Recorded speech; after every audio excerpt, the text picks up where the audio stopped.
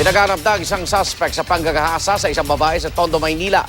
Sa kuha ng CCTV, makikita ang paghila ng lalaki sa biktima sa isang bangketa para doon umano halayin. Darito ang exclusive report ni John Consulta.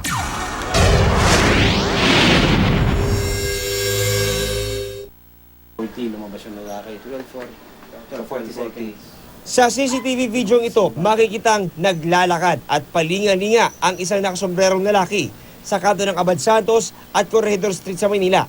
Lumigo pa sa kanan ang lalaki at nawala sa dilim. Maya-maya, makikita ring dumating ang isang babae. Ilang saglit pa, muling lumitaw ang lalaki at mabilis na sinalubong ang babae. Tinangkang umiwas ng babae at nakarating pa sa gitna ng kalsada. Pero nang maabutan siya ng lalaki, nagsimulang manlaban ang babae.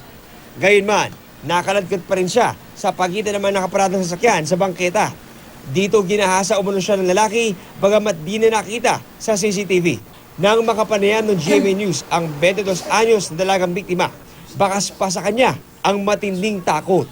Aniya, nagtanong daw muna ng oras sa kanya ang sospek pero kalaunay nagdeklara ng hold up. Sinakal niya po papunta dun sa sa bangketa.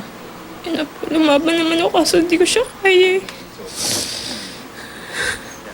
Inabot daw ng babae ang kanyang cellphone at pera.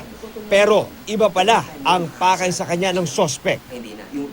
Sex daw po yung gusto niya, tapos bigla niya po sinira yung damit ko nung ayoko.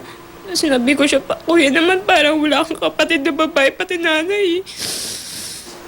Nagsampa na ng reklamo sa DSWD Manila at sa PNP ang biktima. Pinag-aralan na rin ito ang nakuha nilang kopya ng CCTV video at napansin daw nilang may iba pang dumaan sa lugar na ipahanap na raw. Ayon sa biktima, hindi siya nakahingi ng tulong dahil tinutukan siya ng sospek ng matulis na bagay. Siya ang maaaring makapagbigay ng magandang impormasyon kung ano yung talagang pagkatao nung suspect. Bakit mo nasabi yun, sir? Kasi unang-una, 2 beses siyang dumaan dun sa area eh.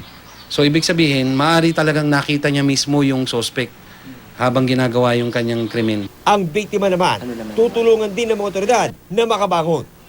Tulungan natin yung bata na mawala yung trauma. Bigyan natin ng counseling, no? At kung talagang matindi ang trauma, i-under na natin ng stress debriefing. Para sa unang balita, John Consulta reporting.